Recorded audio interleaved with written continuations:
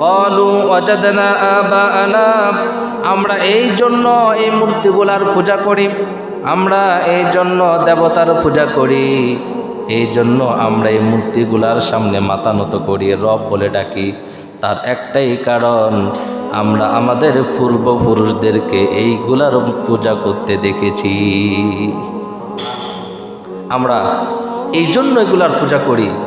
আমাদের পূর্বপুরুষেরা, আমাদের বাপদাদারা এই মূর্তিগুলার পূজা করেছেন, এই জন্য আমরা আজকে এগুলার পূজা করি।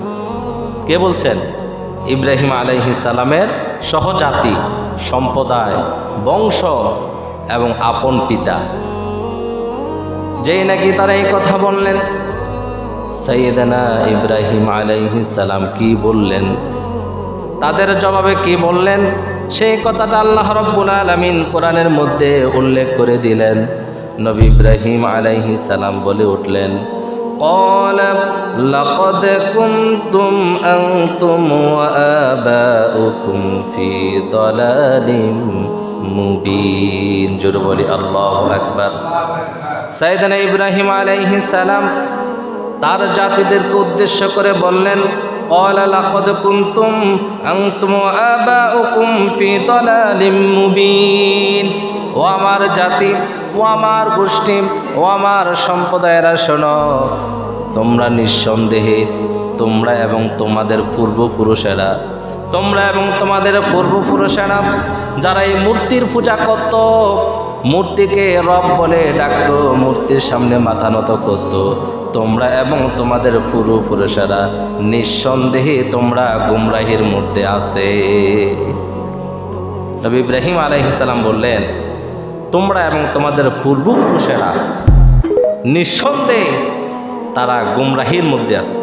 কারণ তারা আল্লাহকে বাদ দিয়া, প্রভুকে বাদ দিয়া তারা মূর্তির সামনে মাথা নত করেছেন। সুবহানাল্লাহ বলবেন না? কেমন সাহস এবং হিম্মতের সাথে নবী ইব্রাহিম আলাইহিস সালাম তার সম্প্রদায়দেরকে বলতেছেন, গোটা জাতি, সারা পৃথিবীর মানুষ মূর্তি পূজা করে, তারকার পূজা করে, চন্দ্র পূজা করে, প্রতিমার পূজা করে। একমাত্র নবী ইব্রাহিম আলাইহিস সালাম একজন, তিনি কারো পূজা করে না, কারো সামনে মাথা নত করে না, কাউকে ডাকে না, ডাকে একজনকে, চিল্লায়ে বলেন তিনি কে? যখন নবী ইব্রাহিম আলাইহিস সালাম এই কথাগুলো বললেন, তার জাতি কি বলেছিলেন জানেন? সেই কথাগুলো আল্লাহ পাক কোরআনে তুলে ধরেছেন। আমার মুসলমান ভাইয়েরা, সাইয়েদনা ইব্রাহিম আলাইহিস সালাম যেই নাকি তার গোষ্ঠীদেরকে, তার সহজাতিদেরকে বললেন তোমরা গুমরাহির মধ্যে আসো, তখন তারা বলে উঠলেন, ক্বালু আজিতানা বিল হাক্কি আম আনতা মিনাল লাইবিন। জোরে বলি আল্লাহু আকবার। তখন তার জাতি বললেন, ও ইব্রাহিম, ও ইব্রাহিম, আমরা গুমরাহির মাঝে আছি, আমাদের পূর্বপুরুষেরা গুমরাহির মাঝে আছে, তোমার কথা। ক্বালু আজিতানা বিল হক, তুমি কি এমন কোন সত্য নিয়ে এসেছো নাকি? তুমি এমন কোন সত্য নিয়ে আমাদের কাছে এসেছো নাকি? না, শুধু শুধু আমাদের বিরোধিতা করতেছো, আমাদের ইলাহগুলার বিরোধিতা করতেছো, আমাদের দেবদেবীর বিরোধিতা করতেছো। এগুলা কি তুমি আমাদের সাথে তামাশা করতেছো নাকি, নাকি সত্য কোনো বাণী নিয়ে এসেছো? বলো তো দেখি। তারা বললেন, তুমি বলতেছো আমরা গুমরাহির মাঝে আছি, ঠিক আছে, আমরা গুমরাহির মাঝে আছি, তাহলে তুমি কি এমন কোনো সত্য বাণী নিয়ে আমাদের কাছে এসেছো, নাকি শুধু শুধু আমাদের বিরোধিতা করতেছো? নবী ইব্রাহিম আলাইহিস সালাম কি জবাব দিলেন, সেই কথাটা আল্লাহ পাক কোরআনে তুলে ধরেছেন। সাইয়েদনা ইব্রাহিম আলাইহিস সালাম বললেন, ক্বালা বাল রব্বুকুম রব্বুস সামাওয়াতি ওয়াল আরদিল্লাযী ফাতারাহুন্না ওয়া ইন্না আলা যালিকুম মিনাশ শাহিদিন। জোরে বলি আল্লাহু আকবার।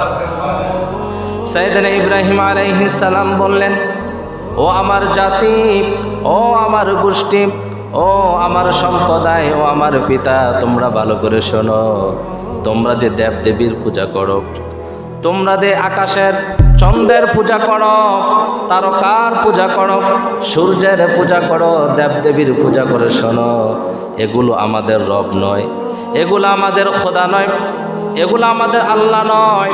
আমাদের আল্লাহ হলেন তিনি, যিনি আকাশ এবং জমিন, যা আকাশ এবং জমিনের পালনকর্তা, যিনি আকাশ এবং জমিনের রব, যিনি সব কিছু সৃষ্টি করেছেন, সে আল্লাহ রব্বুল আলামিন হলেন আমাদের আল্লাহ। সুবহানাল্লাহ। ইব্রাহিম নবী বললেন, তোমরা যে দেবদেবীর পূজা করো, প্রতিমার পূজা করো, এগুলো আমাদের রব নয়। আমাদের রব হলেন তিনি, যিনি আকাশ, জমিন, চন্দ্র, সূর্য, গ্রহ, নক্ষত্র, যা কিছু আছে সব কিছু যিনি সৃষ্টি করেছেন, তিনিই হলেন আমাদের রব আল্লাহ। সুবহানাল্লাহ। আমার মুসলমান ভাইয়েরা, সাইয়েদনা ইব্রাহিম আলাইহিস সালাম যখন এই কথাগুলো বললেন, তখনই শুরু হয়ে গেল দ্বন্দ্ব। ঠিক তখনই শুরু হয়ে গেল দ্বন্দ্ব। ইব্রাহিম নবীর বিরুদ্ধে সবাই দাঁড়িয়ে গেলেন। সমাজের মানুষ ওনার বিরুদ্ধে চলে গেল, আত্মীয় স্বজন ওনার বিরুদ্ধে চলে গেল, বন্ধু বান্ধব ওনার বিরুদ্ধে চলে গেল, ওনার সম্প্রদায় ওনার বিরুদ্ধে চলে গেল, সবাই চলে গেল। আপন ছিল তার পরিবারের মানুষ, তার বাবা, তার চাচা। এক পর্যায়ে সর্বপ্রথম তার চাচা, তার বাবাই তার বিরুদ্ধে দাঁড়িয়ে গেলেন। আমার ভাইয়েরা, একটা জিনিস মনে রাখবেন, দূরের মানুষ তখনই আপনার উপর আঘাত করার সুযোগ পাবে যখন কাছের মানুষ সে আঘাত করার সুযোগটা করে দিবে। আমার কথাটা কি বুঝছেন? আরেক সমাজের মানুষ এই সমাজে এসে তখনই কথা বলার সুযোগ পাবে যখন এই সমাজের মানুষ আরেক সমাজের মানুষকে কথা বলার ব্যবস্থা করে দিবে। আপনার পরিবারে তখনই ঝামেলা সৃষ্টি হবে যখন তৃতীয় ব্যক্তি এসে আপনার পরিবারে কথা বলার সুযোগ করে দিবে। আপনার উপর তখনই আঘাত আসবে যখন আপনার নিকট আত্মীয়, নিকট মানুষেরাই অন্যদেরকে আঘাত করার সুযোগ করে দিবে। ঠিক তখনই নিকট মানুষগুলোই আপনার উপর আঘাত করার সুযোগ পাবে। কথাটা কি বুঝতেছেন? তাহলে নবী ইব্রাহিম আলাইহিস সালামকে সর্বপ্রথম আঘাত করেছেন তার পিতা। বাবার চাইতে আপন আর কেউ আছে? বাবার চাইতে আপন আর কেউ নাই। সেজন্য বলি, বাপ মা যদি কখনো সন্তানের উপর অবিচার করে থাকেন, এটার বিচার করবেন কে? জোরে বলেন, কে? আল্লাহ। সন্তানের অধিকার নাই বিচার করার। সমাজের যারা নেতৃত্ব দান করেন, সর্দার, তাদের অধিকার নাই, রাষ্ট্রের অধিকার নাই। আল্লাহ পাক এই অধিকার কাউকে দেন নাই। পিতামাতার বিচার করবেন একজন, তিনি কে? আল্লাহ। আমার মুসলমান ভাইয়া, সাইয়েদনা ইব্রাহিম আলাইহিস সালাম যখন দেখলেন তার পিতা তার বিরুদ্ধে দাঁড়িয়ে গেলেন, সর্বপ্রথম ইব্রাহিম আলাইহিস সালামের বাবাই ইব্রাহিম নবীকে তীর নিক্ষেপ করতে শুরু করলেন। ঠিক তখন ইব্রাহিম আলাইহিস সালাম তার পিতা আজরকে 4টা উপদেশ দিলেন। কয়টা? 4টা। যখন ইব্রাহিম আলাইহিস সালামের বাবা ইব্রাহিম নবীর বিরুদ্ধে দাঁড়ালেন, তখন ইব্রাহিম আলাইহিস সালাম 4টা নসিহত করলেন। কি 4টা নসিহত করলেন? সেই কথাটা আল্লাহ পাক সূরা আম্বিয়ার মাঝে তুলে ধরেছেন। সাইয়েদনা ইব্রাহিম আলাইহিস সালাম তার পিতা আজরকে 4টা উপদেশ দিলেন, 4টা নসিহত করলেন। কি নসিহত করলেন? আল্লাহ রাব্বুল আলামিন সেই কথাটা কোরআনের মধ্যে তুলে ধরলেন। সাইয়েদনা ইব্রাহিম আলাইহিস সালাম তার বাবাকে উদ্দেশ্য করে বলতে লাগলেন, ইদ ক্বালা লিআবিহি ইয়া আবাতি লিমা তা'বুদু মা লা ইয়াসমা'ু ওয়া লা ইউবসিরু ওয়া লা ইউগনি আনকা শাইআ। সুবহানাল্লাহ, আল্লাহু আকবার। ইব্রাহিম সাল্লাম তার বাবাকে উদ্দেশ্য করে বললেন, ইয়া আবাতি লিমা তা'বুদু মা লা ইয়াসমাউ ওয়ালা ইউবসিরু ওয়ালা ইউগনি আনকা শাইআ। ও আমার বাবা, ও আমার পিতা, আপনি যার ইবাদত করেন, আপনি যার সামনে মাথা নত করেন, আপনি যাকে রব বলে ডাকেন, নিজ হাতে তৈরি করেন, নিজের হাতে বানান, ওই দেবতাগুলো আপনার কোনো কথাই শোনে না, আপনার কোনো কথার জবাবও দিতে পারে না, আপনার কোনো কাজেও আসে না, আপনার কোনো উপকারও করতে পারে না। পারে? মূর্তি কথা বলতে পারে? কথার উত্তর দিতে পারে? কোনো উপকারে আসে? ইব্রাহিম নবী এটাই বললেন, বাবা আপনি যে মূর্তির পূজাগুলো করেন, এই মূর্তি তো শোনেও না, কথাও বলে না, আপনার উপকারও করে না, অপকারও করে না। প্রথম নাম্বার উপদেশ। দ্বিতীয় নাম্বার উপদেশ, ইব্রাহিম নবী বললেন,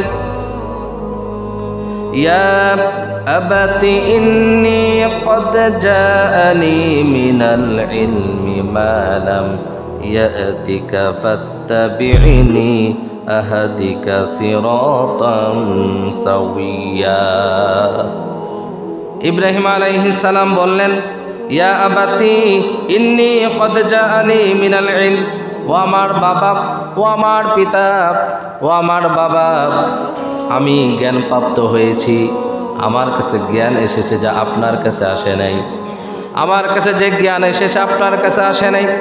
আমি যে জ্ঞান প্রাপ্ত হলাম, ওই জ্ঞান আল্লাহ পাক আপনাকে দেয় নাই। অতএব আমার অনুসরণ করুন, আমি আপনাকে সঠিক রাস্তা দেখাবো। নবী ইব্রাহিম আলাইহিস সালাম তার বাবাকে বলতেছে, ও আব্বা, আমি জ্ঞান প্রাপ্ত হলাম, আমি ওহির জ্ঞান পাইলাম, আমার কাছে জ্ঞান এসেছে, আপনার কাছে যে জ্ঞান আসে নাই। আপনি আমাকে অনুসরণ করেন, আমি আপনাকে সঠিক রাস্তা দেখাবো, আমি আপনাকে সঠিক রাস্তা দেখাবো। তৃতীয় নাম্বার উপদেশ দিচ্ছেন, তৃতীয় নাম্বার উপদেশ দিচ্ছেন, ইয়া আবাতি লা তা'বুদুশ শাইতানা ইন্নাশ শাইতানা কানা লিররহমানি আসিয়া। জোরে বলি আল্লাহু আকবার। ইব্রাহিম আলাইহিস সালাম বললেন, ইয়া আবাতি লা তা'বুদুশ শাইতান, ও আমার পিতা, ও আমার আব্বা, শয়তানের গোলামি কইরেন না, দেবদেবীর পূজা কইরেন না, চন্দ্রকে রব মানিয়েন না, সূর্যকে রব বইলেন না, দেবদেবীর সামনে মাথা নত কইরেন না। লা তা'বুদুশ শাইতান, শয়তানের গোলামি করবেন না। তার কারণ হলো, দেবদেবীর পূজা যারা করে, সূর্যের পূজা যারা করে, চন্দ্রের পূজা যারা করে, প্রকাশ্যে তারা শয়তানের হুকুম মানে। কার হুকুম মানে? শয়তানের। দেবদেবীর পূজা যারা করে তারা শয়তানের হুকুম মানতেছে না। ইব্রাহিম নবী এটাই বলতেছেন, বাবা এটা তো শয়তানের কাজ, শয়তানের কাজটি কইরেন না। তারপরে বলতেছে ইব্রাহিম নবী আরো বললেন, ইন্নাশ শাইতানা কানা লিররহমানি আসিয়া। ইব্রাহিম নবী বললেন, ইন্নাশ শাইতানা কানা লিররহমানি আসিয়া। বাবা আপনি যে শয়তানের হুকুমগুলো মানেন, শয়তানের গোলামি করেন, নিঃসন্দেহে শয়তান তো আল্লাহর অভিশপ্ত, আল্লাহর অবাধ্য, আল্লাহর অবাধ্য শয়তান। আপনি শয়তানের হুকুমগুলো মাইনেন না, মানলে কি হবে? আল্লাহ ইব্রাহিম নবী এটাও বলতেছে।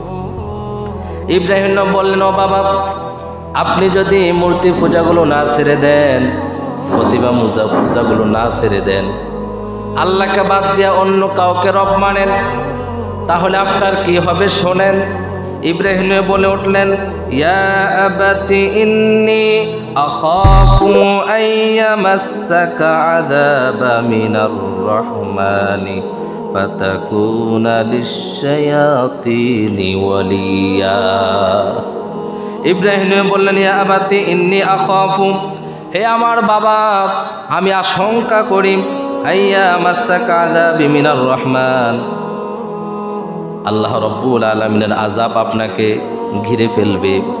ও আমার বাবা, আপনি যদি ওই প্রতিমা পূজা করেন, ওই মূর্তির সামনে মাথা নত করেন, আমার আশঙ্কা হয়, আমার ভয় হয়, আল্লাহ রব্বুল আলামিনের আযাব আপনাকে চতুর্দিক থেকে গ্রেফতার করে ফেলবে। কেননা আপনি যার হুকুম মানতেছেন এটা হলো শয়তানের কাজ, এটা হলো শয়তানের কাজ। ও বাবা, শয়তানের বন্ধু হয়ে পড়বেন। আপনি যদি এগুলা প্রতিমা পূজা করেন তাহলে আপনাদের শয়তানের বন্ধু হয়ে যাবেন, আল্লাহর গজব আপনাকে ধরে ফেলবে। এগুলা ছেড়ে দেন আব্বা, এটা শয়তানের কাজ, আর শয়তান অভিশপ্ত। আপনি যদি শয়তানকে মানেন তাহলে শয়তান আপনার বন্ধু হয়ে যাবে। এগুলা ছেড়ে দেন। কয়টা উপদেশ দিলেন? জোরে বলেন কয়টা? কত সুন্দর কথা বললেন। এই 4টা উপদেশ শোনার পর ইব্রাহিম নবীর বাবা কি বলছিলেন জানেন?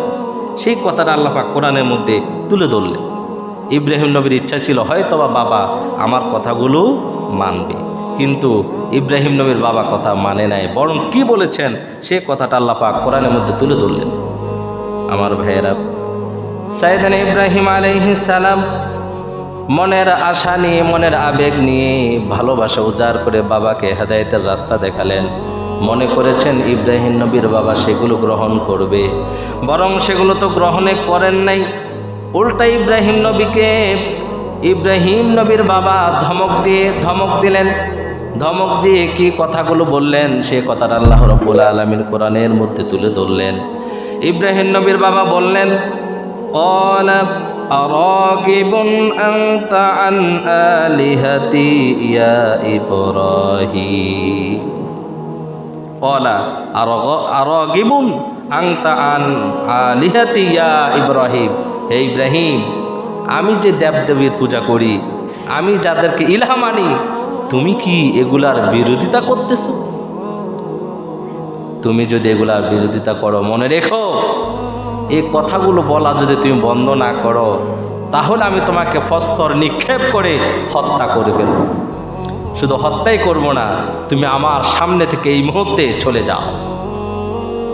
গ্রহণ করেছিলেন ইব্রাহিম নবীর বাবা? ইব্রাহিম নবীর কথাগুলো গ্রহণ করেছিলেন? গ্রহণ করেন নাই। এত সুন্দর কথা বলেছেন, মনে করেছেন ইব্রাহিম নবী যে তার বাবা তার কথাগুলো গ্রহণ করবে, বরং গ্রহণ তো করেনই নাই। উল্টা বলেছে তুমি যদি এই কথাগুলো বলা বন্ধ না করো তাহলে অবশ্যই তোমাকে আমি হত্যা করব।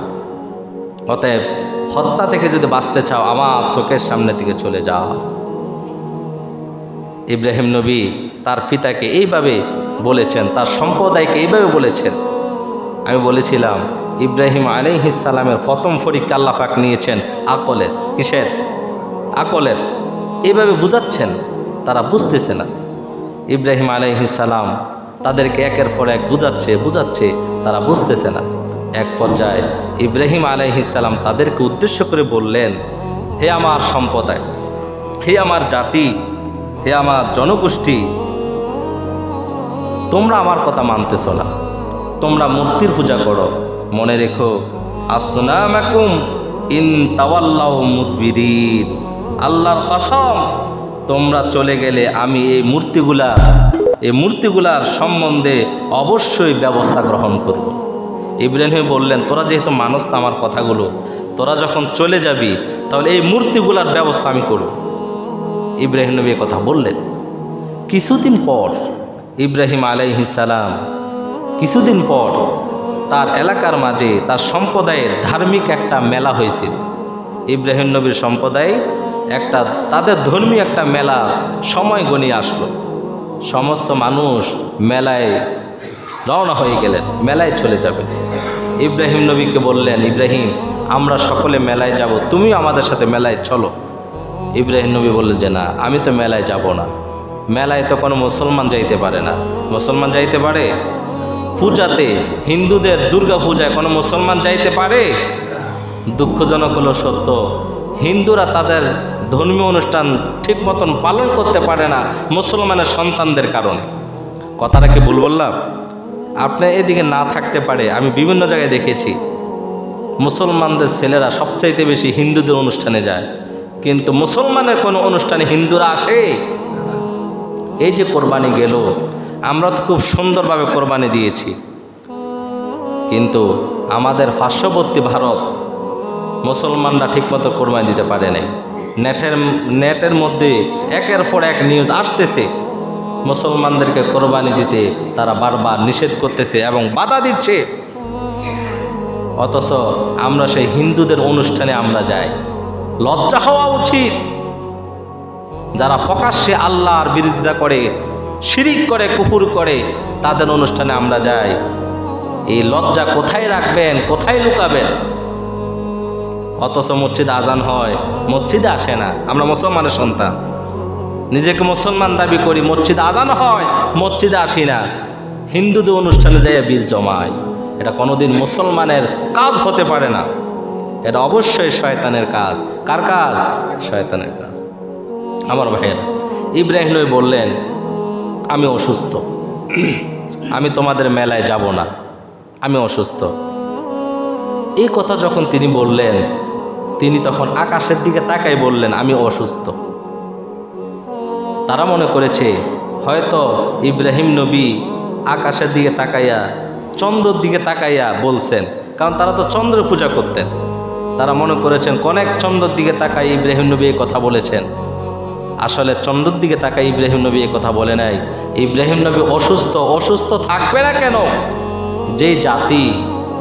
যেই জাতি আল্লাহকে বাদ দিয়া দেবদেবীর পূজা করে, তারকার পূজা করে, চন্দ্রের পূজা করে, প্রকাশ্যে শিরিক করে, ওই জাতির নবী ইব্রাহিম আলাইহিস সালামকে সুস্থ থাকতে পারেন? আমার মুসলমান ভাইয়েরা, যেই সমাজে, যেই দেশে, যেই রাষ্ট্রে জানা ব্যভিচার চলে, সুদ চলে, ঘুষ চলে, জানা চলে, ব্যভিচার চলে, মদ চলে, গাঁজা, ইয়াবা, চুরি, ডাকাতি চলে, ওই সমাজের সর্দারেরা তো নিরাপদ থাকতে পারে না। পারে নাকি? যে সমাজে চুরি চলে, ডাকাতি চলে, ইয়াবা সেবন করে, মাদক বেড়ে যায়, গাঞ্জাখোর, হুট্টাখোর বেড়ে যায়, ওই সমাজের যারা দায়িত্বশীল তারা তো সুস্থ থাকতে পারে না। ওই দেশের রাষ্ট্রপ্রধান সুস্থ থাকতে পারে না, ওই দেশের শাসক সুস্থ থাকতে পারে না। আজকে চুরি বেড়ে গেছে, ডাকাতি বেড়ে গেছে, মাদক বেড়ে গেছে।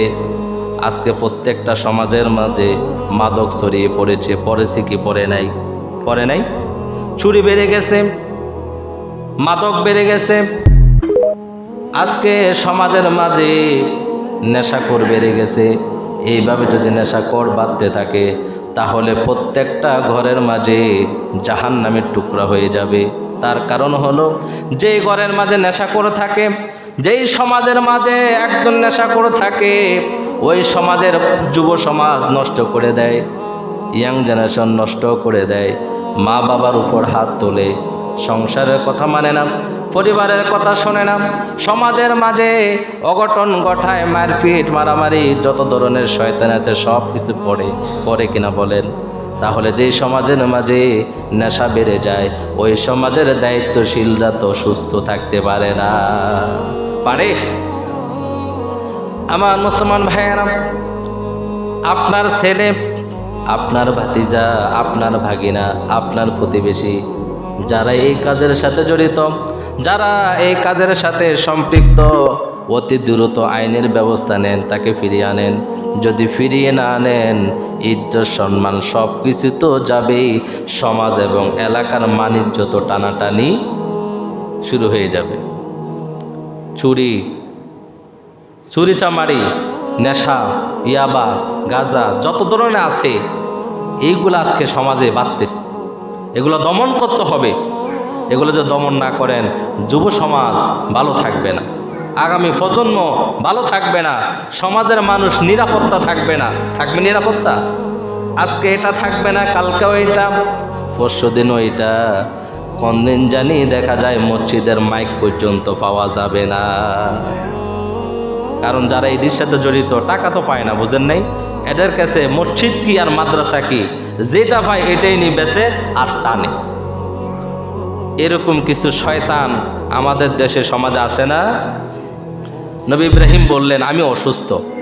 অসুস্থ তো অবশ্যই থাকবেন। তার জাতি আল্লাহর বিরুদ্ধাচার করতেছে, শিরিক করতেছে, কুফর করতেছে। উনি সুস্থ থাকতে পারেন? সুস্থ থাকতে পারেন না। আমার ভাইয়েরা, আমি আর সামনের দিকে যাচ্ছি না, সময় কখন চলে গেল আমি টেরে পাই নাই। কারণ কোরআনের কথা আপনারা বোঝেন না বোঝেন, কোরআনের তাফসীর ব্যাখ্যা বিশ্লেষণ না বুঝলেও সওয়াব, বুঝলে তো কথাই নেই। তাহলে নবী ইব্রাহিম আলাইহিস সালাম তার জাতিকে বলে আমি অসুস্থ, আমি যেতে পারবো না। তারা চলে গেলেন মেলায়। মেলা থেকে আসার পর কি ঘটনা ঘটলেন, ইব্রাহিম নবীর সাথে কি ঘটনা ঘটলো, নমরুদের সাথে কি ঘটনা ঘটলো, ইব্রাহিম নবীকে কেন আগুনে ফালাইলেন, দদ্দি যাইয়া তা আগুনে ফালান নাই। এই কথাগুলো আমাদেরকে শুনতে হবে। এই কথার মাঝে আমাদের শিক্ষা আছে, এই কথার মাঝে আমাদের আমল আছে। এই যে আমরা কোরবানি দিলাম, এই যে ইব্রাহিম নবীকে 10টা পরীক্ষা আল্লাহ পাক নিলেন, কি জন্য নিলেন? একটা মাত্র কারণ, সেটা হলো আমরা যেন আমাদের রসুলের ভালোবাসা অন্তর লালন করতে পারি, আমরা যেন ইসলামী ইমারত প্রতিষ্ঠার স্বপ্ন বুকে লালন করতে পারি, আমরা যেন দিন কায়েমের প্রতিষ্ঠা করার মতন স্বপ্ন অন্তর লালন করতে পারি, রসুলের মহাব্বত ভালোবাসা অন্তর লালন করতে পারি। যখন এগুলো আমরা করব, তখন আমাদের ইমানের পরীক্ষা দিতে হবে। ঠিক যেভাবে নবী ইব্রাহিম আলাইহিস সালাম দিয়েছিলেন, দেন না ইব্রাহিম নবী? পরীক্ষা দিতে দিতে আপন কলিজার টুকরা সন্তানের গলার মাঝে ছুরি চালাইছেন। এর চাইতে বড় পরীক্ষার কিছু হতে পারে? আল্লাহ পাক আমাদেরকে কথাগুলো বুঝার, আমল করার তৌফিক দান করুক। ওয়া আখির দাওয়ানা আলহামদুলিল্লাহি রাব্বিল আলামিন।